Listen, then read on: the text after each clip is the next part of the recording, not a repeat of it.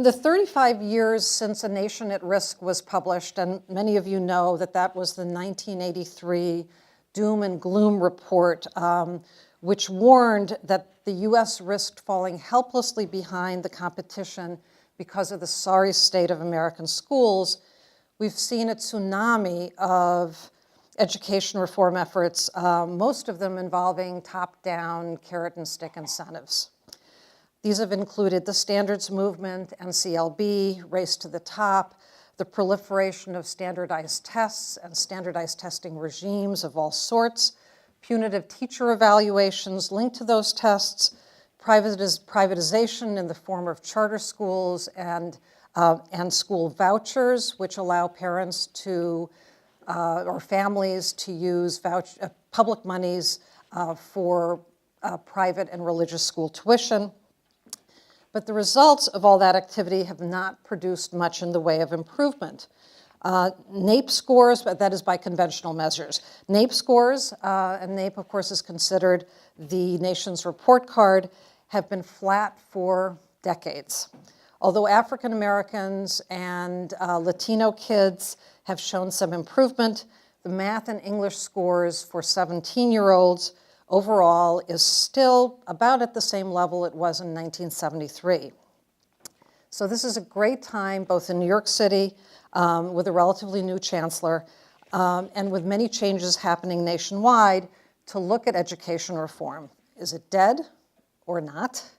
And what's next for K through 12 education and all of its stakeholders, including kids, teachers, and society at large? So let's start with Tuesday's election. We saw a record number of teachers running for office, as well as a number of candidates running in communities where, perhaps somewhat surprisingly, education had become a hot-button issue.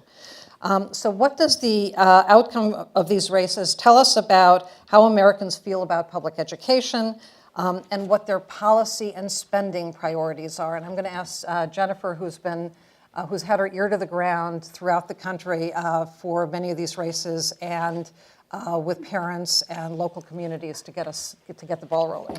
Well, thank you, Andrea. First, full disclosure, I am recovering from a pretty serious Betsy DeVos obsession. I spent a lot of time sort of on the DeVos trail, and I don't know if people remember, back in the spring of 2017, which now seems like a million years ago, she and the president of the American Federation of Teachers, Randy Weingarten, visited a school together in northwestern Ohio, and I actually tagged along, and which is how it was that I had the opportunity to talk to a bunch of people in a county that went 74% for Trump. And they were, there was such excitement about Trump, and I heard people say that they were thrilled about his cabinet picks, except for one. They were very unhappy about Betsy DeVos, and this got me so interested. Like, it seemed to me that there was a gap there that needed to be explored. So in the interest of keeping things brief, I'm going to sort of whisk us through what I think are some of the themes that came out in the election on Tuesday. So there's been a lot of attention paid to the teachers who ran for office, and then a few of the ballot initiatives about spending. But I think that's actually framing the question too narrowly. So I want to start with you've heard about some of these states where Republicans, especially Republicans who'd been in office, had unified control since 2010, were really punished by voters for not just cutting education funding and disinvesting from public education, but really sort of systematic efforts to weaken the structures of public education across the board. And so you saw this in Michigan, you saw it in Maine, you saw it in Kansas. So these were some of the states where voters really, they moved in across party lines to support Democrats who promised to make big investments in public education. Then there's sort of a sub-theme of that. Dana Goldstein from The Times had an interesting piece about this, that once Republican politicians started to realize the sort of passion and power of this constituency, they had to reverse their own positions. And so you saw Scott Walker make an attempt to rebrand himself as the education governor. You saw Doug Ducey in Arizona successfully do the same thing. And even in Ohio, where Mike DeWine, hadn't referred to public education in anything but the most disparaging terms for the last 15 years, is suddenly having to talk about investing in public education and investing in teachers. So those are two pretty interesting themes. Another is what I think of as the incredible disappearing Obama-era education reformer. Where were they?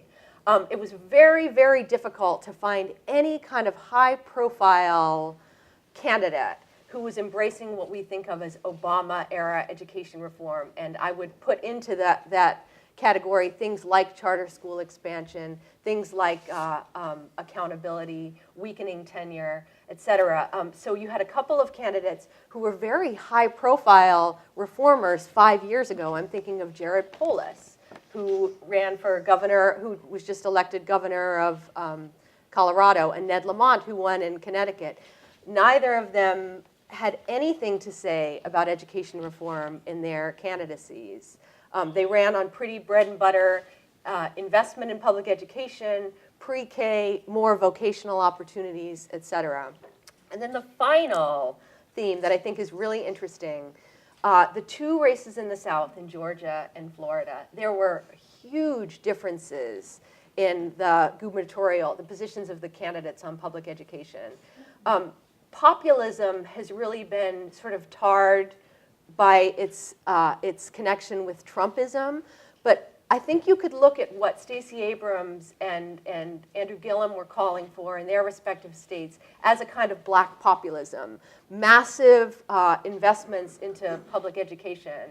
And when this is the last little thing I'll say about that, when the NAACP came out with its call for a moratorium on charter school expansions, people looked at that through a very narrow political lens. Oh, they've been bought off by the unions.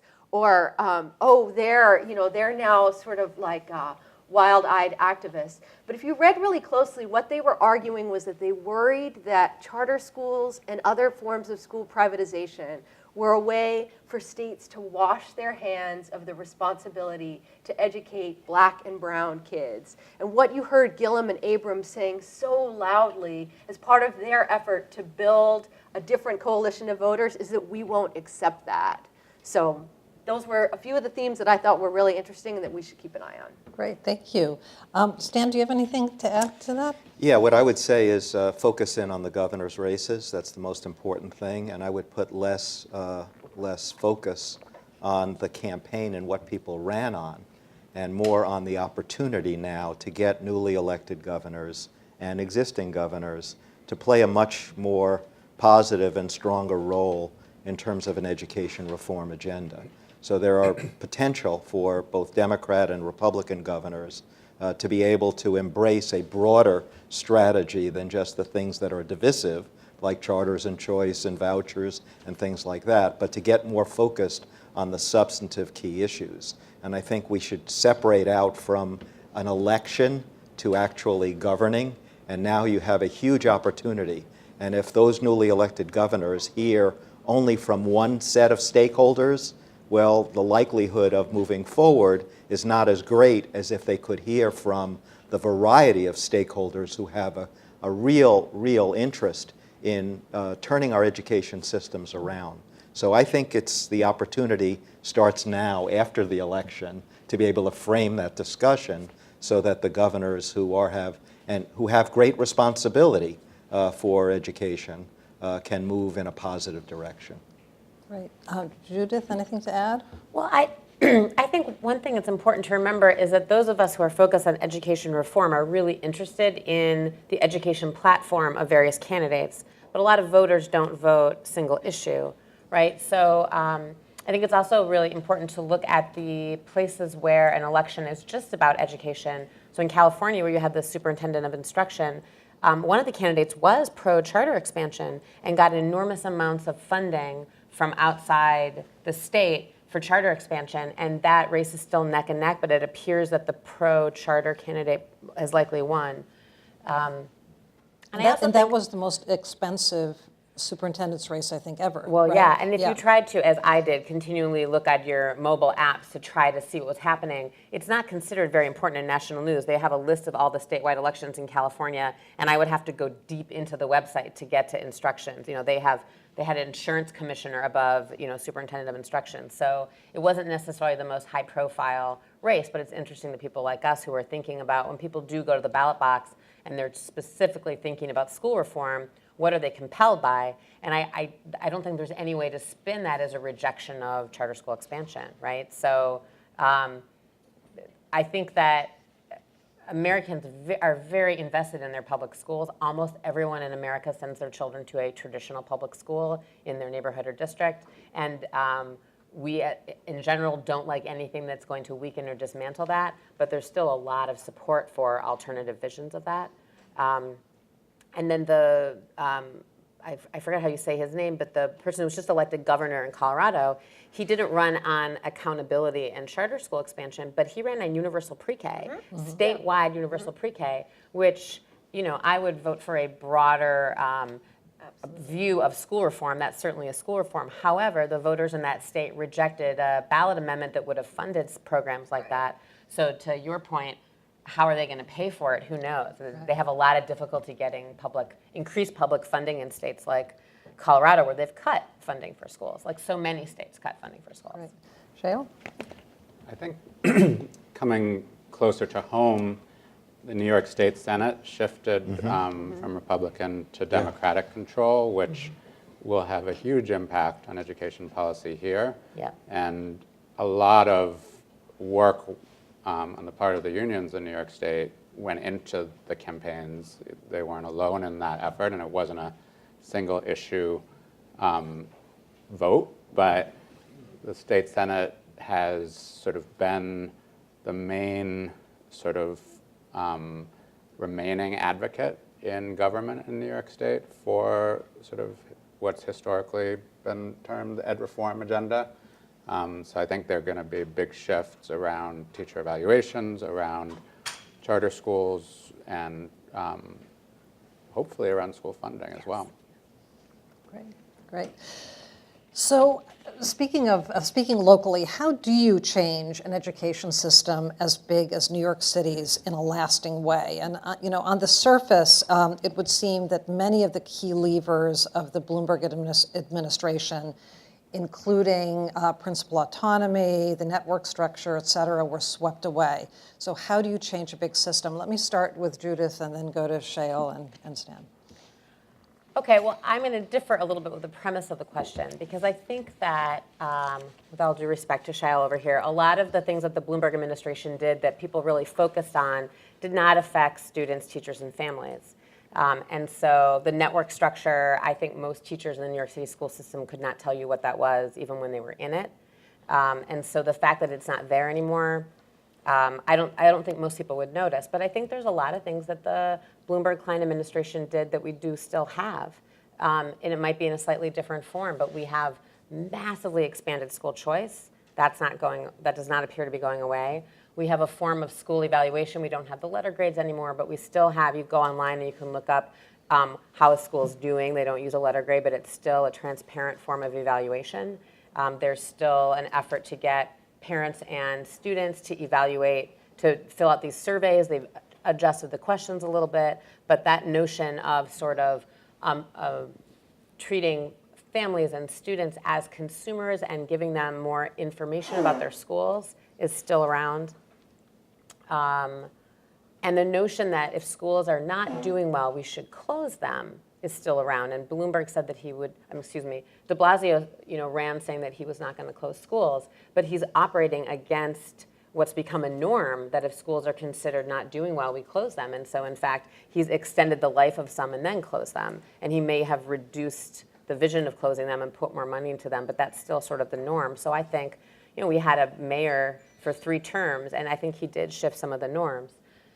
As a historian, taking the long view, the answer to the question, is school reform dead? No, it's not dead. It will never be dead. Americans have never said, we've got the best schools ever, let's sit back and enjoy, right? Americans have never said, we have the best teachers in the nation, let's sit back and enjoy. Although, towns and families have been often very proud of their local schools, and that continues, right? And we constantly see that in surveys that people rate, just like their Congress people, right? We rate our local schools well, the schools our kids go to well, but we say that the nation's in a shambles.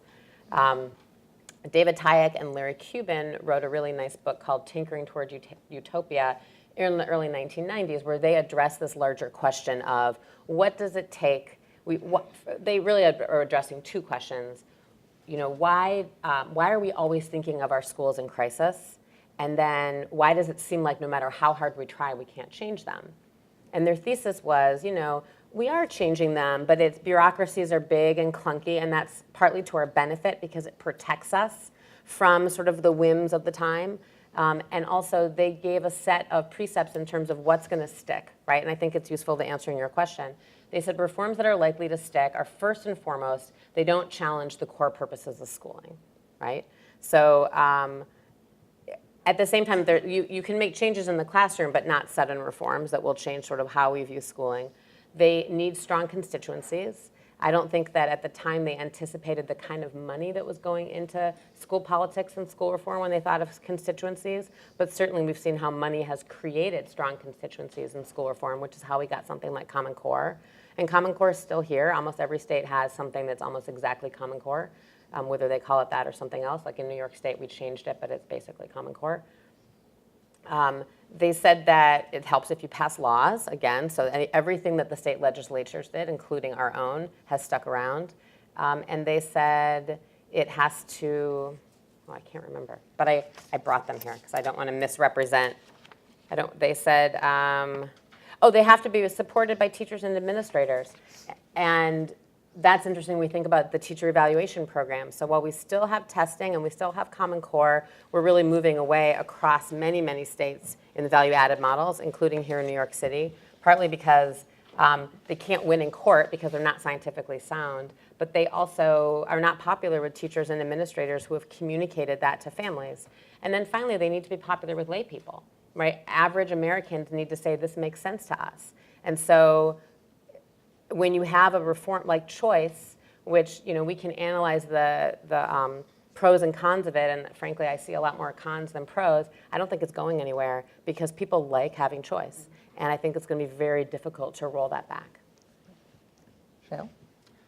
So when I started as a teacher, I was not fully licensed yet. I was before you had to be licensed. This was back in the early 90s.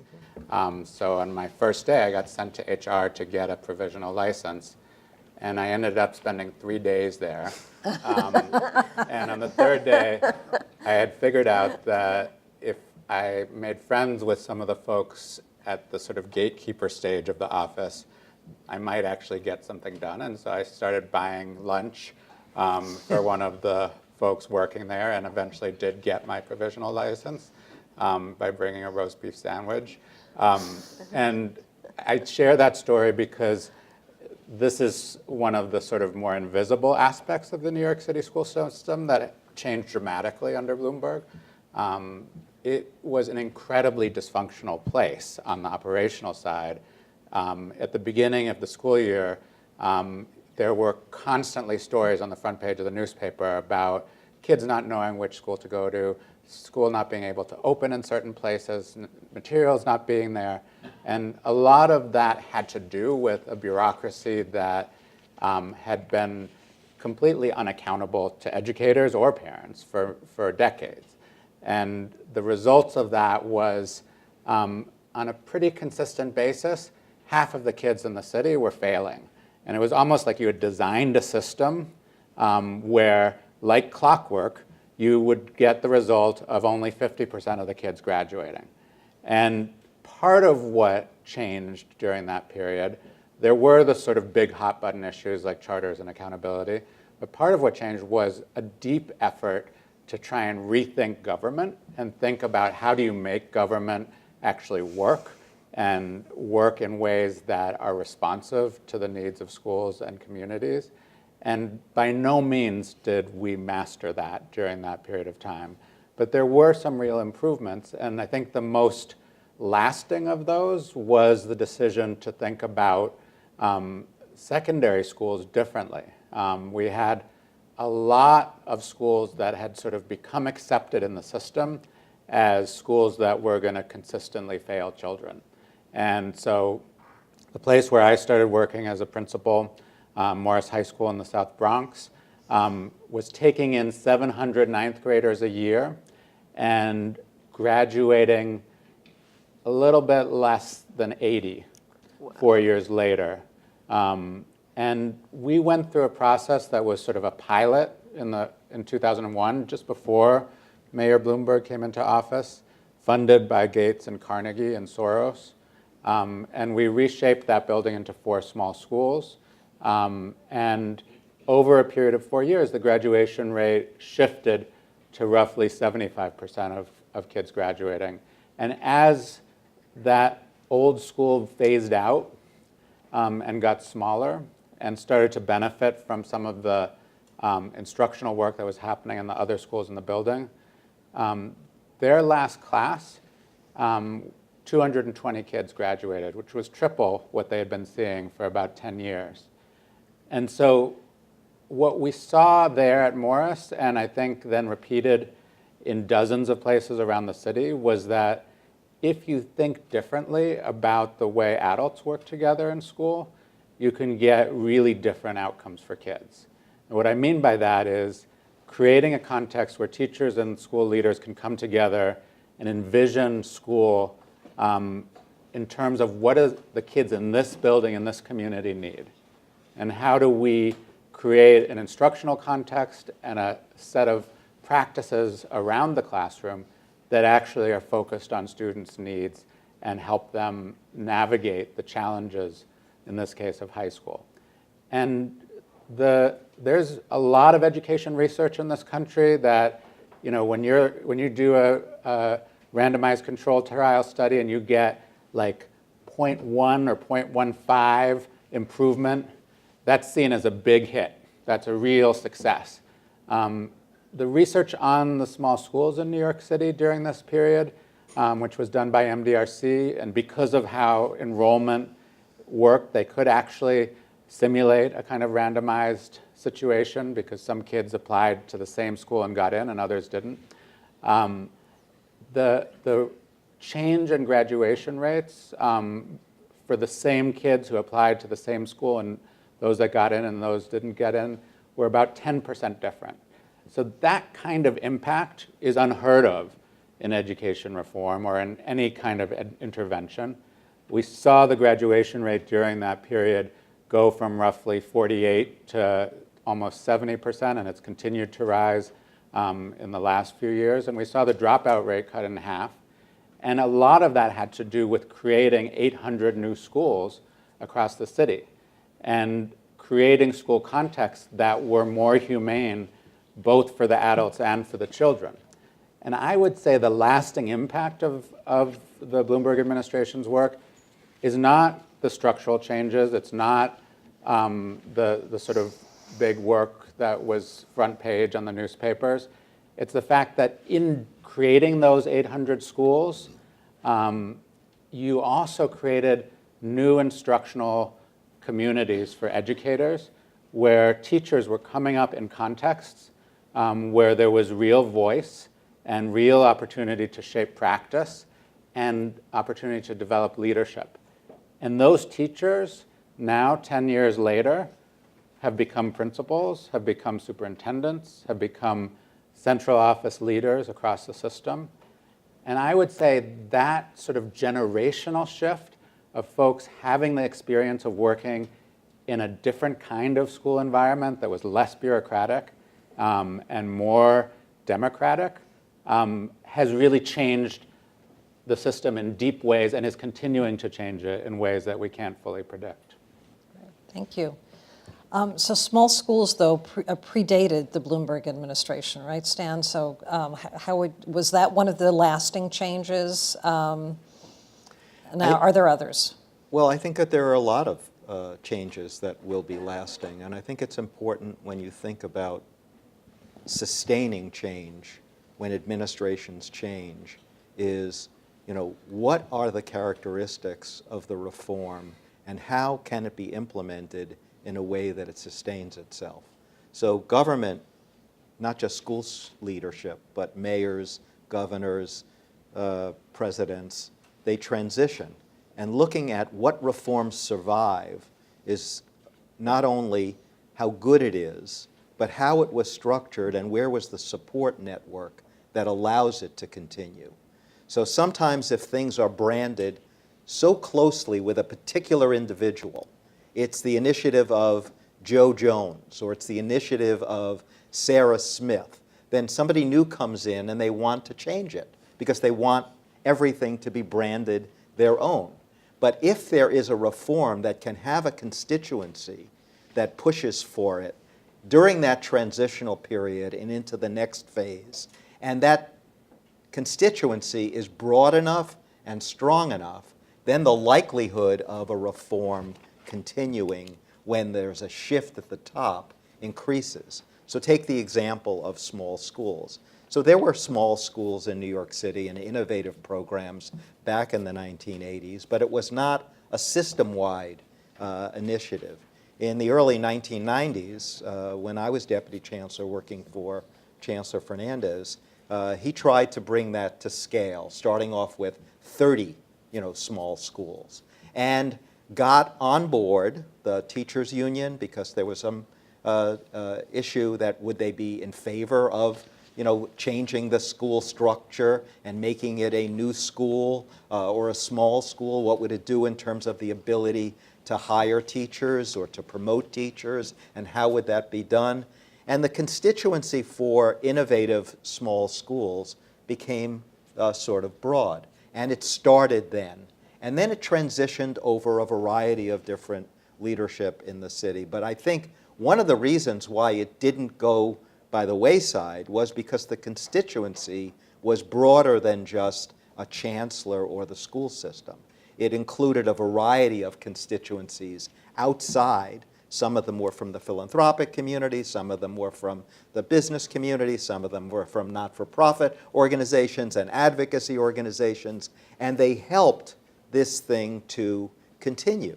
And then when Joel Klein came in as chancellor and Mayor Bloomberg was mayor, that expanded greatly. And there were a lot of good things that happened as a result of that, but there was a broader constituency for it. I think it got mixed into the notion of, is it good or bad to close schools? And I think the answer to that is, if the school is not working, of course it's smart to close the school. And why would you ever want to take a policy that says, I'm never going to close a school, we're not closing any schools? Yes, you should try a variety of different methods to improve the school in a variety of different ways. But if none of those methods work, then of course you should consider closing the school. Of course you should look at other innovative approaches. And the research that Shail cited in terms of MDRC demonstrates that it worked over a longer period of time. But I think what's important is, what is the lesson about a reform? Is the lesson that if it's totally branded for one individual and somebody new comes in, and it was unpopular in some ways, does that mean that it is going to be changed and it is going to be discarded? Or could it mean that it is sustained or perhaps improved or changed? And I think as we look at these initiatives that have become so divisive for some people, whether it's choice is not a bad thing. It's only bad when you implement it improperly. Teacher evaluation is not a bad thing. It's only bad when you implement it wrong. Having high standards is not a bad thing. It's only bad when you implement it wrong. So if you think about these core elements of reform, the things that are most important, improving the quality of teaching, professional development for teachers, very important. School leadership, the operational structure of a school system, and figuring out how it connects to higher education and social services and all those things. These are core elements that are important and significant. How you do it is what's important. And whether you do it in the right way and build the constituency that's going to sustain it through the change in leadership is critically important. So when you think in a school system about a new reform, and we've got newly elected officials who will come up with reforms, think about how you structure it, think about the constituency that is likely to sustain it, think about the way in which you're going to build a bigger tent so that people can be for it, and an evaluation system that allow it to change, and figure out how it goes from one initiative into something that is sustainable and scalable. Having one good school is not enough.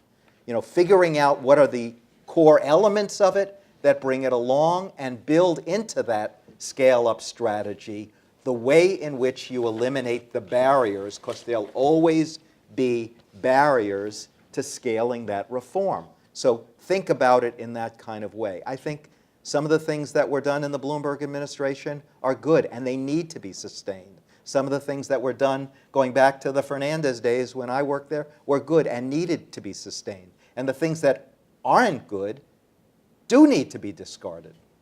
Great. Jennifer, outside of New York, can you think of any changes that really stick in your mind as being lasting and positive? Well, I want to take this question and combine it with something that Stan said earlier, because I think there is this, I see sort of prominent education reform advocates talking about the governors and, that somehow that things are going to sort of go back to the way they were pre-Trump.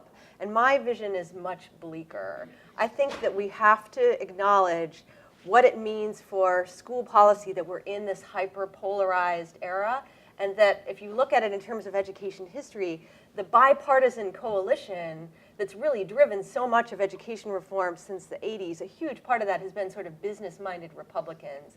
And that's, where are they in the Trump coalition? So I worry about that. When I look at a state like Florida, where as a result of that governor's election, Florida had already been on this sort of school choice on steroids path, and they are likely, they're focused on things like amending their state constitution to, sort of scrub out the part where the state is responsible for providing a universal education, and unbundling schools like you would unbundle viewing options from your cable company.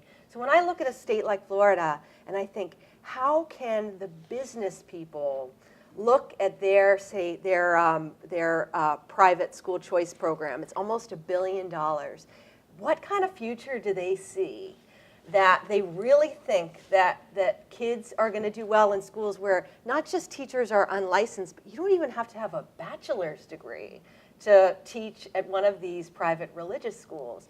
And so I think that, I personally think, at least in the short term, the sort of theory of change where the moderates from both parties come together and think about education reform in terms of human capital and workforce preparation, I think that the combination of hyper-polarization and then also this problem where the Republicans are more and more the party of voters without bachelor's degrees at a time when some 70% of Republicans think that higher education is basically indoctrination camps. Like, so much of education reform has been about college preparation, but we're going to have a serious problem when you have on one side of the aisle, you're going to have major pushes to disinvest from public higher ed. And so I know that's not really answering your question.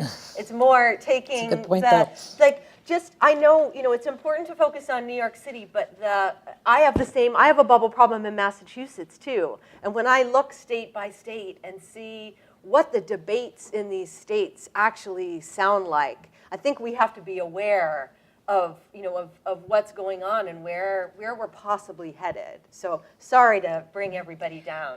Can I add something? Sure. I mean, I think just to talk about the small school reforms, which, for people unaware of what small school reform looked like in New York City and around the country with Bill and Melinda Gates money, it wasn't just making big schools smaller, it was creating schools of choice. And here in New York City, but not exclusively in New York City, school choice models around the country, whether they're charter schools or here in New York City, not charter schools for the most part, schools in New York City get to choose students, not just students get to choose schools. So our current chancellor came in and looked at our system and said, we have created a two-tier system of winners and losers, and our schools are actually perpetuating second-class status for huge swaths of children who are almost exclusively black and brown, which is not to suggest that there are not black and brown children being very successful in New York City schools, but there is a gross cost to this model. And if we only look at the success stories, we forget about who's been weeded out through this system of selectivity, right? And we know, the research on school choice is overwhelming in that aspect, that there are winners and losers. We might, as a society, decide that we're okay with that, right? And maybe that's what's going to happen in Florida. We'll see. Florida has been disinvesting in public schools for a very long time, and so many of Florida voters don't have children in the public schools, right?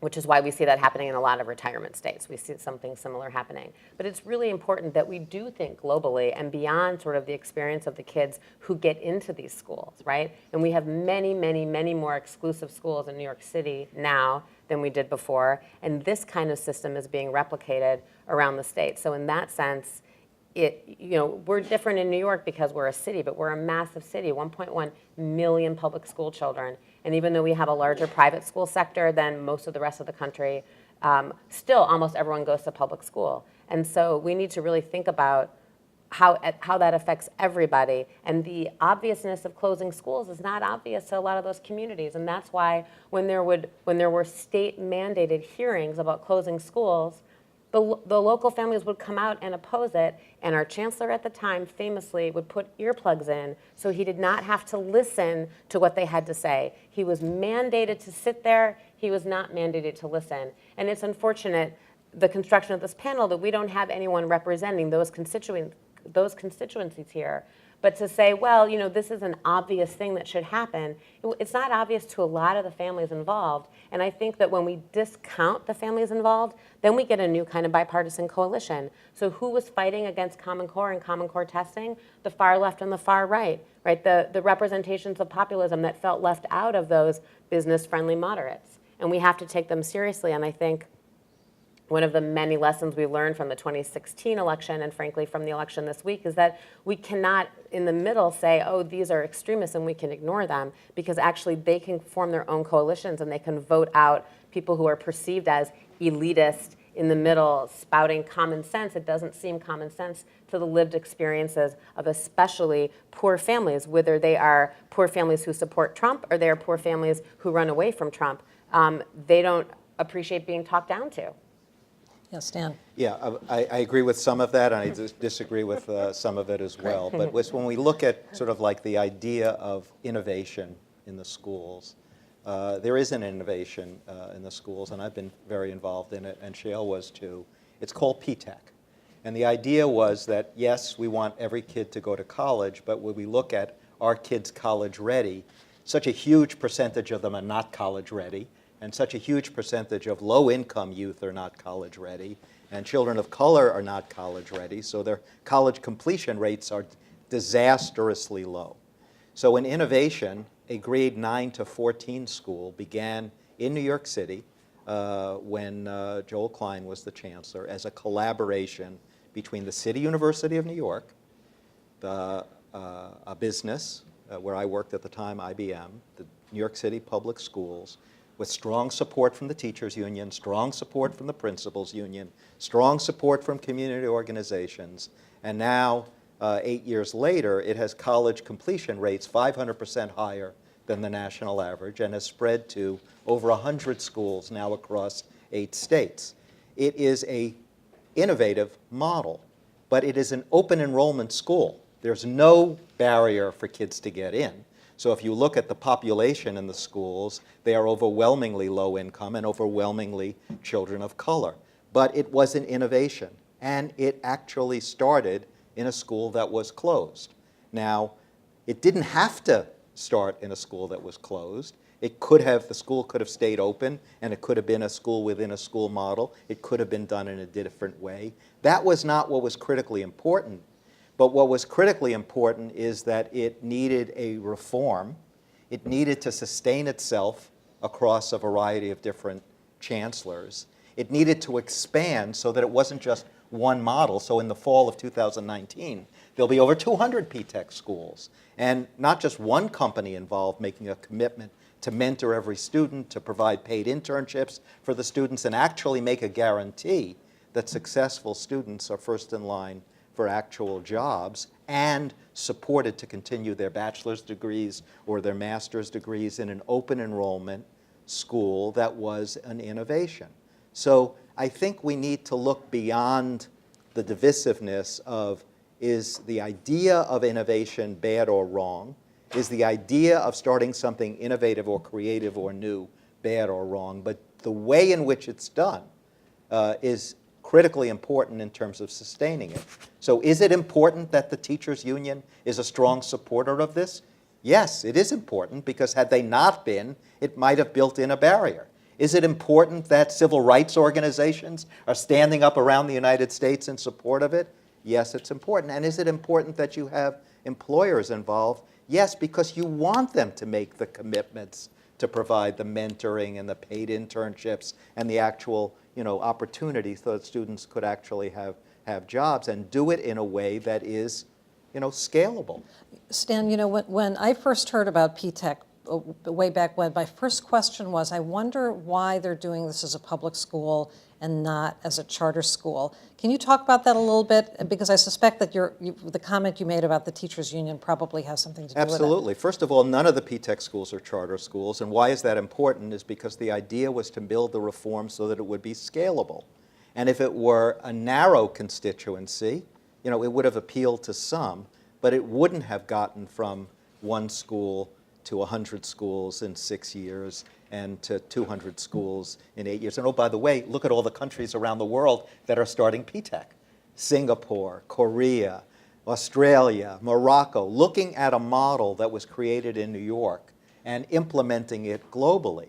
So build into the design something that isn't going to make it restrictive and have barriers. I think the open enrollment program was critically important, because if it had been a selective enrollment, or if it had been a lot of money to spend on that school, it would have said, okay, well, it works because you spent more money. Okay, it works because you cherry pick the students. Okay, it works because you're not doing it within the existing rule and regulation of how schools operate. So when you build a reform, and if you're looking for it to be scalable and sustainable, in the design of it, don't make it restrictive. So I think the idea of not saying it's only about charter schools, or it's only about schools where have an admissions criteria, or if it's only going to be spending 40% more, when you look at the reforms that have done that, some work, some don't, but the idea of making them to scale is there are barriers built into making it scalable. Thank you.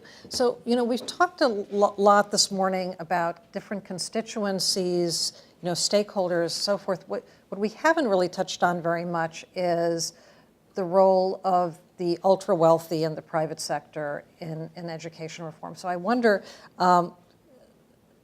what should the role of the private sector be in education, if any? And does it make a difference if it's a company like IBM or a foundation like the Gates Foundation? Shale, do you want to lead us off?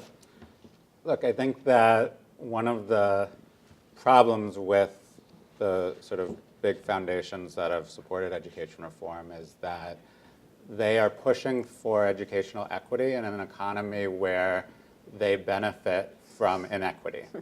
And so there's a kind of rhetoric reality gap in terms of the actions of our benevolent billionaires, in the sense that, part of the problems that we're trying to solve with education are created by the structure of American capitalism and how we're organized. And it becomes sort of tricky, I think, for those same folks to authentically then become the primary advocates for equity.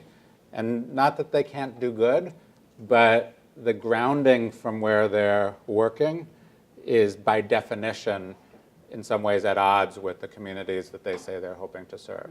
And so that is the dilemma. And then from the perspective of an educator who, as I shared earlier, like my school, which I believe did really powerful things in terms of equity for children, wouldn't have come into being without those funders. Mm-hmm. And I think that there are real meaningful ways that educators can use those resources to shape practice. And that's a dilemma. If it ends up being that you get controlled in that equation, it's a bad outcome. But I don't think it's automatically a bad outcome. I think there are ways to have really powerful impacts. And I also think that there are ways to influence and shape the direction of the policy that those foundations are sort of propagating. And I think that's part of our job as educators and as leaders to do that. I suspect that Jennifer may have a different viewpoint. Well, I worry about the, what I would describe as the slippery slope problem. And, it's really interesting when you go back and look at the right's push for school privatization, and that William Bennett first proposed education savings account when he was working for Ronald Reagan. And this has remained the right's dream all these years, that the parent would have access to the funds and then make the choice about where and how the child should be educated. And now they've moved towards a model of what I call edu debit cards, and this is what was on the ballot in Arizona. And so you would not just use the money, it's not just school choice, but school broken down into its component parts, so that you might pay for an online course, you might buy a homeschooling curriculum, you might pay for some tutoring, but it's divorced from it's all provided by private companies, and it's divorced from a structure of the school and the democratic institutions. So this to me seems like a crazy vision, right? But when you look at the history, you see that over time, people who are not on the right start to talk more and more like people who were driving that original vision. So now it's routine that we hear people say the money should follow the child. And so if you're a Betsy DeVos, it's really easy for you to then ask, well, why should the money only be able to follow the child to this kind of school? Yeah. So that's why I worry. I think we have a slippery slope problem where you have a lot of states now where you can only have, your charter schools can only be governed by nonprofits. But what is then the argument against sending state money to high-performing parochial schools? So that's my issue. Right. Stan? Yeah, I think that there's a difference between private philanthropy and private sector engagement and involvement in the quality of public education. So it's the difference between spare change or real change. The spare change approach is if somebody makes a lot of money, and then they have the right to give that money away, and in a philanthropic way, pick education, and there's a right way to do it, and there's a wrong way to do it. Look at the example of Mark Zuckerberg. He has $100 million. He gives it to the Newark public schools in the wrong way. It results in no positive change whatsoever. And it wasn't just the bad thing was the dollars. It was the way in which it was thought about, the way in which it was structured.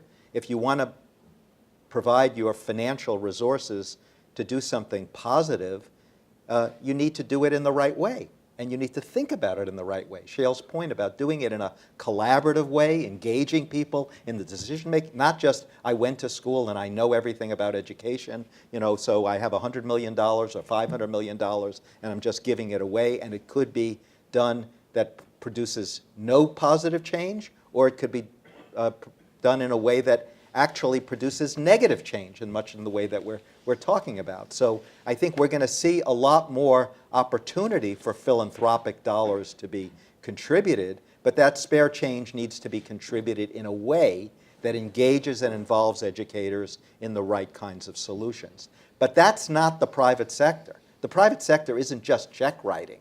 The private sector opportunity in terms of engaging in public education could be done in a more meaningful and structural way. And that is engaging people to be involved in the schools in a way that is significantly important. We've had something in the United States, we called it vocational education, right? And we wanted the private sector to be engaged and involved because we wanted some students to be able to, have jobs. Now, the economy has changed. So those jobs need to include higher quality education. So vocational education had to be changed. Not just create a new brand and call it career and technical education, but actually structure it in a way that the employer is involved in a way that doesn't just provide opportunity for some students, but provides opportunity for all students. And we want the private sector to be engaged in that. That's not about check writing. That's not about philanthropy. It's about a shared interest in improving the quality of learning. And it also includes the private sector to be engaged and involved in an advocacy standpoint. Because spending money on our public schools isn't just in the best interest of parents or students, it's in the interest of the private sector. So I think we need to set the bar higher. I think we need to help people understand what to be able to do with the private sector resources, whether it's just check writing or whether it's more substantive. You know, we have an opportunity now. There are a whole lot of people who are working in the private sector who are not interested in retirement. They're interested in second careers. Could they have second careers as teachers? You know, there are going to be something like, 800,000 people with science and technology degrees who are looking for a second career. What about the opportunity to capture those people in the public schools? That's not about check writing. So I think how we engage the private sector is critically important, and do it in a way that benefits the schools. Not, I have my idea and I'm going to do it in a disruptive way or something that produces no positive effect, but do it in a way where those resources are captured in a way that provide real opportunity and real benefit, that do something significant and important, like improve the quality of teaching. Great, thank you. Judith? I mean, I'm old school. I believe in public governance. I believe in democracy. I think that the private sector's job is to pay taxes that support public government, and then the voters get to decide. When we have public schooling, not here in New York City, which has mayoral control, but in most of the country, public schooling means we as voters get to make decisions about school governance. Absolutely. One of the reasons why things like mayoral control and sort of privatized control of schools through nonprofit boards or for-profit boards became popular in many communities is because we weren't always doing a great job protecting that democratic process. So, I mean, if someone had a lot of money and they asked me what they should do with it in terms of giving to schools, I would say I think you should invest in protecting voting rights. And I think you should invest in strengthening community boards and school boards so that all the people get to be involved in making decisions about what public schooling looks like, instead of letting different reformers with different ideas battle it out in the private marketplace over who's got more money. I mean, I think that people with all that kind of money should be giving it to the government. Or if they really don't trust the government, just give it to poor people. Just give them the money. Because we know the best predictor of school success is financial stability. So give the families financial stability. Well, then our test scores will really go up. We had a philanthropist, his name was Andrew Carnegie, and he created the public library system in the United States of America. That was philanthropy, and it was done in a way that was collaborative, and it produced lasting effect. And if we said, no, Andrew, don't do that, we don't want public libraries, I think that would have been a huge mistake. Yeah. So on that note, I want to shift gears. We only have about 5 more minutes, so let's try to be super concise.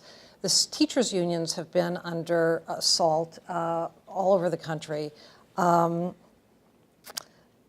What is the future of unions, and what should it be? And Jennifer, why don't you lead us off? Well, I think you're, in this fascinating moment where it's undeniable that there has been this assault. Many fewer teachers have left than I think the right was expecting. And then you have this sort of broader context where the attitudes of people towards unions are really changing too. So you have Google workers walking out over the way their company handled sexual harassment claims and identifying with the Marriott strikers. To me, that's amazing. That's really positive.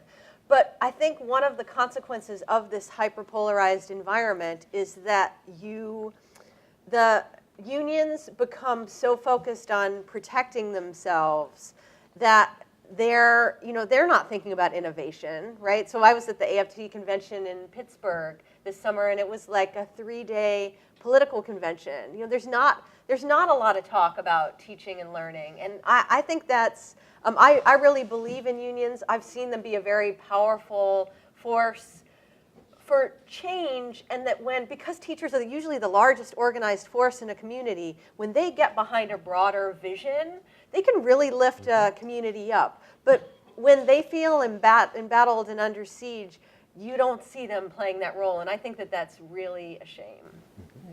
Shale?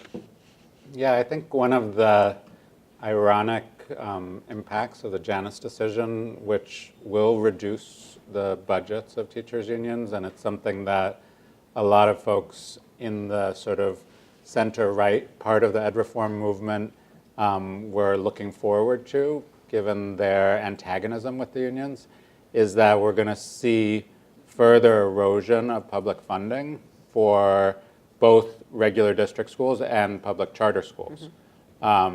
Because the unions historically have been the primary weight within state capitals that have sort of stood in the way of reductions in school funding and have pushed to increase school funding. And so I think that there's an interesting shared interest that wasn't really fully visible until now, that has,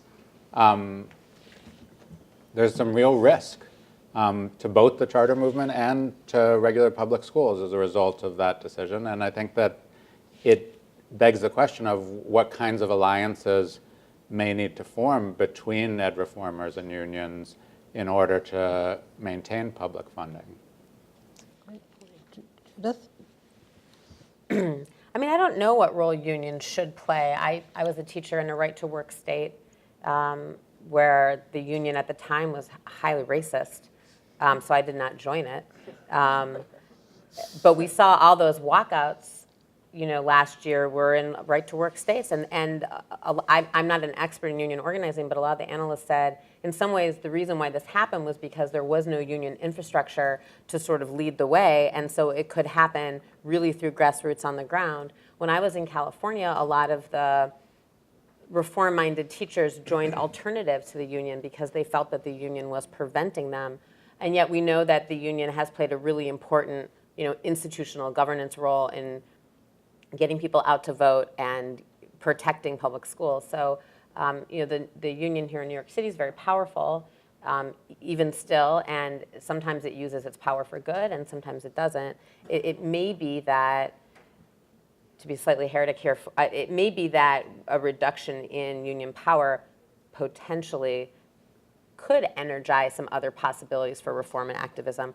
I don't know. This is one that I don't know what's going to happen. I don't feel so passionate about this one. Stan? Well, when I was Deputy Chancellor of Schools in New York City, I dealt with 30 different bargaining units. You were always in labor negotiations with labor, and you needed them on your side, desperately needed them on your side. And if you had a negotiation, it was better to come up with a solution that you could find that would gain their support, because in the implementation of it, you needed them day to day. And I think that the changes that we're talking about here are things that hopefully some unions will recognize and behave in a progressive way. I'm a member of the Albert Shanker Institute at the AFT. I'll identify that. And I think that there's a lot of interest, not just in unions supporting financing of our schools, but thinking about teacher professional development in a different way. And they have been supportive of a variety of different innovations. And I think the challenge is to figure out how to bring them into the process. The same is true about principal unions. They're a potentially significant and important player. And the individual bargaining units that control other individuals who work in our schools. So I think it would be a mistake to think about building reform without engaging your employees. Some people always say, I've worked in all sectors. I worked in the not-for-profit sector, I worked in government, I worked in business. People always think that in business you just make the rules and the workers do whatever you want. That's not really the case. You've got to get them engaged and involved in whatever innovation and reform you're looking at. So if they happen to be represented by a union, probably a mistake to not want to engage them in a positive way, because you won't have their strength and their weight to implement what you want to do. Wow, that's a great note to end on. Thank you so much to my panelists and to all of you for coming. Thank you.